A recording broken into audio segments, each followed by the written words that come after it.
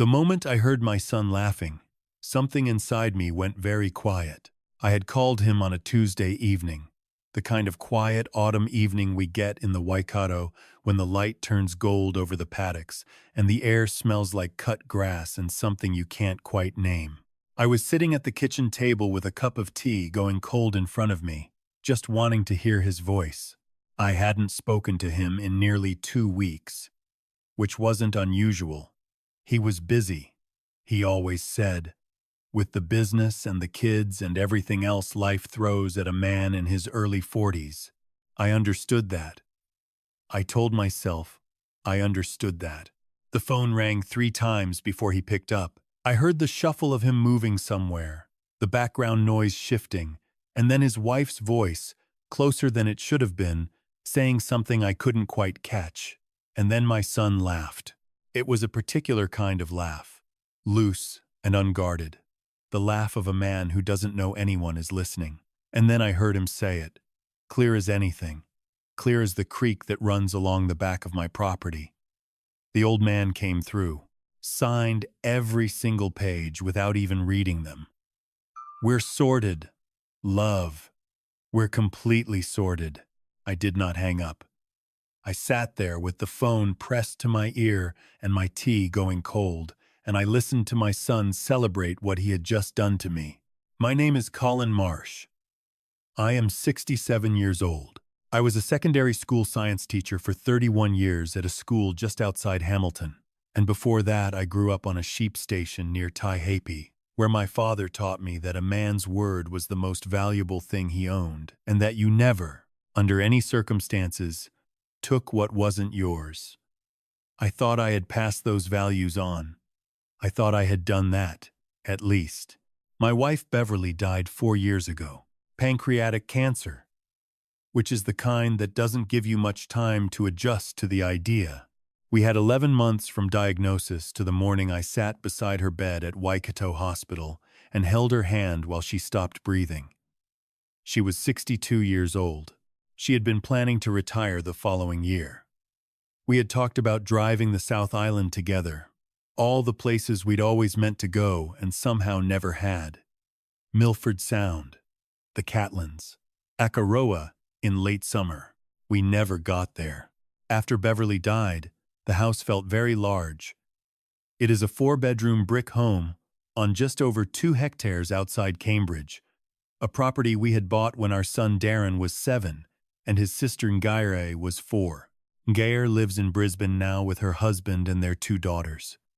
She rings me every Sunday, without fail. She had wanted to come back after Beverly passed, had offered to take leave from her job.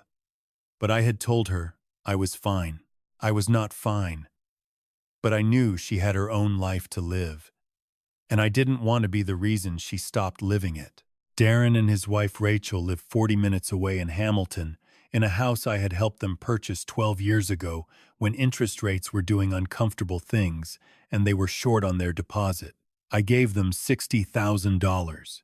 I didn't call it a loan because I didn't want it to feel like a loan. I wanted them to feel settled. I wanted my son to have the kind of security I had worked 30 years to build. That, as it turned out, was the first mistake. In the 2 years after Beverly died, Darren started coming around more. I want to be careful how I say this because at the time, I was grateful, genuinely grateful. He would bring the grandchildren, a boy called Finn who was 10 and a girl called Isla who was 7. And on Sunday afternoons we would kick a ball around the back paddock, and I would watch them and feel, for a few hours at a time, something close to all right. Darren would help me with things around the property, small maintenance jobs, checking the fences, that sort of thing. Rachel would bring food. It felt like family. It felt like the kind of thing that happens when people love each other. Somewhere in that second year, the conversations began to change. It started with what seemed like genuine concern. Darren sat across from me at this same kitchen table one evening and said he'd been thinking about the future, about how complicated things could get without proper planning. He spoke in that careful, measured way he has, The way he spoke when he was a teenager trying to convince me of something he already knew I'd be resistant to. He said he'd been talking to a financial advisor, a friend of a friend, a man called Warren something, and that Warren had some ideas about how to structure things that would protect the property from being eaten up by estate costs. I told him I already had a will. He said a will wasn't enough anymore, that things had changed, that there were smarter ways to do it. He said Warren could come out and talk me through it.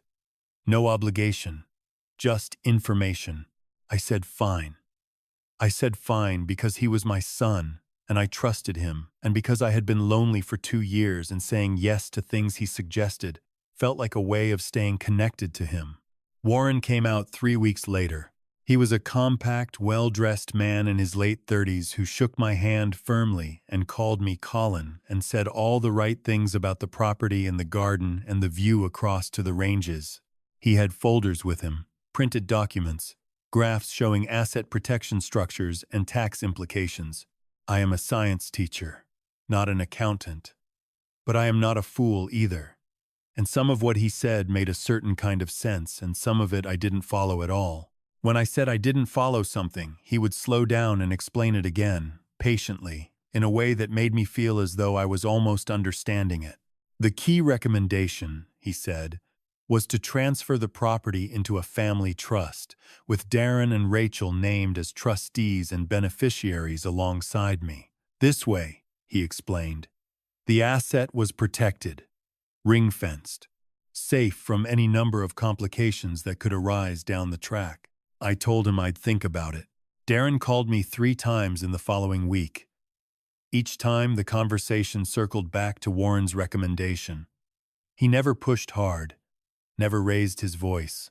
He mentioned once that the property market in the Cambridge area had softened, and that now was actually a good time to restructure things before values shifted further. He mentioned that Rachel's parents had done something similar, and that it had saved them a great deal of stress.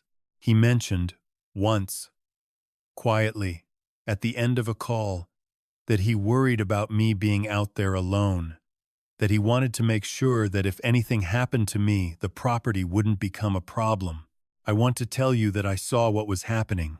I want to tell you that the science teacher in me, the man who spent 31 years teaching young people to question what they were told, assembled the evidence and reached the correct conclusion. But I didn't. Because it was my son, because he was using the language of care, because I was 66 years old and my wife was gone and my daughter was in Brisbane.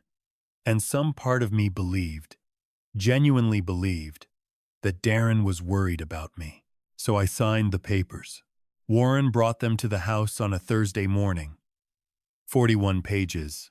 I sat at this table and I read what I could follow and skimmed the parts I didn't.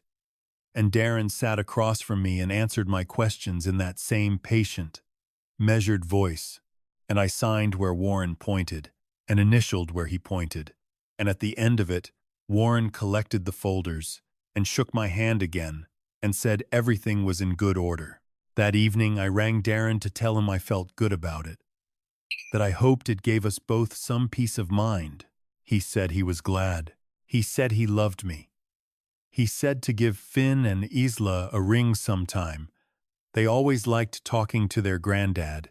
3 days later I called him on that Tuesday evening and heard him tell his wife that the old man had come through, that they were sorted, completely sorted. I sat at the kitchen table for a long time after I ended the call. The tea was cold. Outside, the light had gone off the paddocks, and the sky was that deep gray-green it gets before dark in autumn. I could hear the neighbor's cattle moving somewhere down the road. I sat very still and I thought about my wife and what she would have done in this moment, because Beverly always knew what to do. She had a quality I never quite managed, a stillness under pressure that let her think when thinking was hard. I tried to find that stillness now. What I felt was not anger. I want to be precise about that. I know anger well enough. I taught teenagers for 3 decades, and I know what anger feels like. That hot, immediate thing that makes you want to act before you've thought. What I felt was colder and more frightening than anger. It was grief, I think. Grief for a version of my son that I had perhaps invented, that had never entirely existed outside my own understanding of him. I did not call Darren back that night. Instead, I called Ngaire. She answered on the second ring, her voice bright and then careful when she heard my tone. I told her everything. I told her about Warren, about the papers, about what I had heard on the phone. She was quiet for a long time when I finished. Then she said, very carefully, that she needed me to do exactly what she said next. She said I needed to call my own lawyer. Not Warren, not anyone Darren had recommended. My own lawyer, first thing in the morning. She had a friend in Auckland, a woman named Paula who handled property and trust law, and she would send me Paula's number tonight. She said I was not to sign anything else, not to acknowledge to Darren that anything had changed, and not to panic, because the situation was likely recoverable if we moved carefully. I wrote down Paula's number. I put it on the kitchen bench, where I would see it in the morning. Then I sat in the dark for a while and thought about my father, who had run that station outside Taihape through drought and floods and the loss of his own father, and had never once, as far as I knew, been deceived by anyone he loved. I wondered what he would have made of all this. I thought he probably would have been very quiet about it, the same way I was being quiet. And then he would have done what needed to be done without making more of it than it was. I rang Paula at 8 o'clock the following morning. She was professional and calm and asked precise questions, and I answered them as clearly as I could. She said she wanted to see the documents.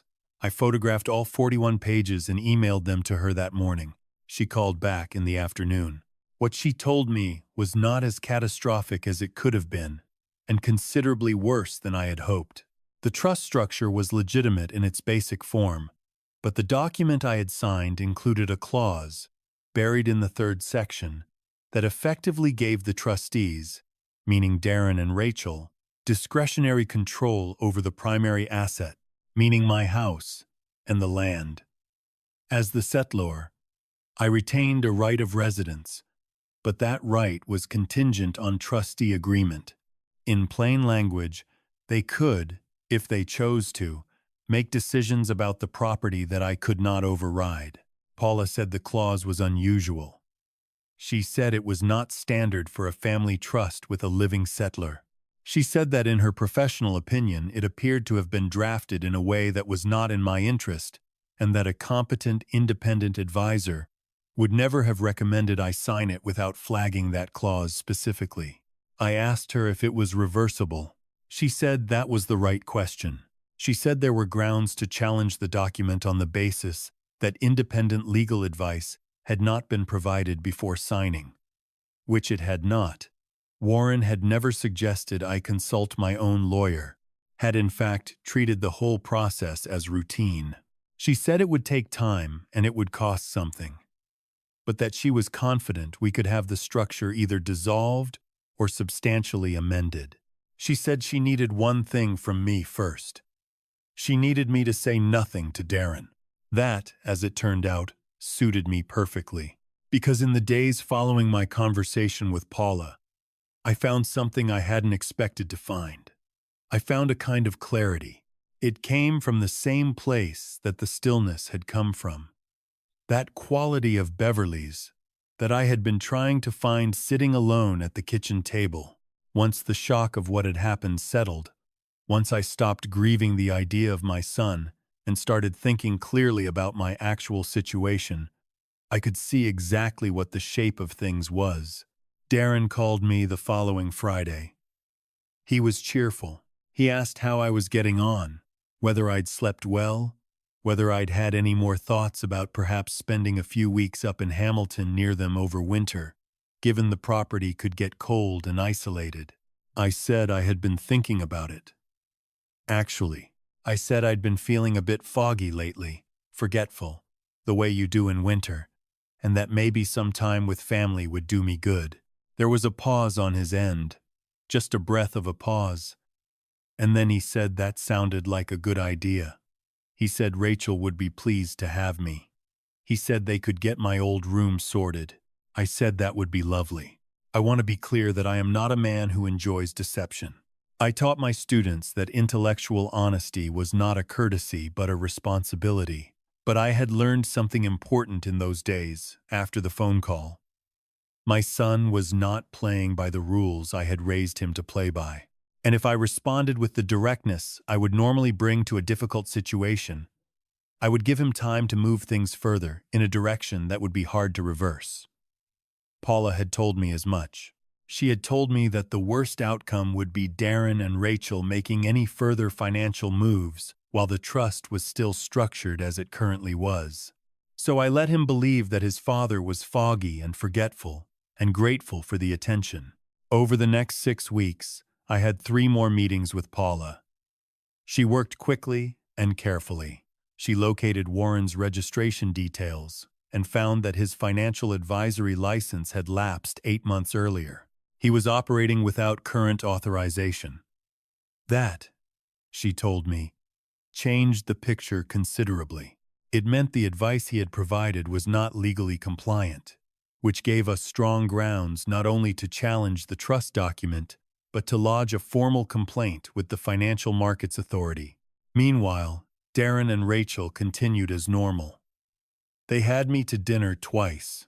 The grandchildren were warm and easy, and completely unaware of anything amiss, and I sat at their dinner table and helped Finn with his homework and read to Isla before bed and felt the full weight of how much was at stake in all of this. Not just the property, not just the land, but the children, my access to those children, the shape of whatever years I had left. I did not let that weight move me from what Paula and I had planned. On a Wednesday morning in late June, 7 weeks after that phone call, Paula filed the formal challenge to the trust structure. The same morning, the FMA received our complaint regarding Warren's unlicensed activity, and that same morning I rang Darren. Not from the kitchen table this time, but from the back paddock, standing in the winter grass with the cattle in the next property, moving quietly along the fence line and the ranges gray and steady on the horizon. I told him I had spoken to a lawyer. There was a silence on his end that told me everything I needed to know about what he had thought was going to happen. I told him that I was aware of the clause in the trust document. I told him that Paula had been working on this for several weeks. I told him about the FMA complaint. I told him, as calmly as I could, that I had heard what he said on the phone that Tuesday evening, and that I wanted him to know that I had heard it, and that I had chosen not to say anything until I had done what needed to be done. He started to say something. He started, I think, to try to explain it. I told him I wasn't calling for an explanation. I told him I was calling because he was my son and because I believed, in spite of everything, that he should hear this from me directly and not from a lawyer's letter. The trust was dissolved 3 months later. Warren was fined and barred from providing financial advice in New Zealand. I changed my will with Paula's guidance, establishing a proper independent trust with a trustee company, with both Darren and Ngare as equal beneficiaries, but with no individual control over the primary asset during my lifetime. Gayer flew over from Brisbane when it was done. We drove down to the Waikato River on a Sunday afternoon, the way Beverly and I used to, and we sat on the bank, and she held my hand, and we didn't say very much. She told me Mum would have been proud of how I handled it. I said I wasn't sure about that. I said I thought her mother would have seen it coming a good year earlier and sorted it before it ever got this far. Garay laughed at that. She said, "That was probably true. I still see Finn and Isla. Darren and I exist in a different kind of relationship now, something more careful and more honest than what came before it, which was warmth built partly on a fiction I had maintained about who my son was. I don't know yet whether that honesty is the foundation for something better or simply the last stage of something ending. I suppose I'll find out.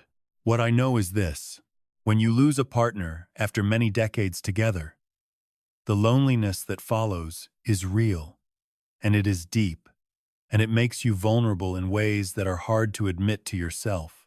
That vulnerability is not a weakness. It is simply what grief does to a person.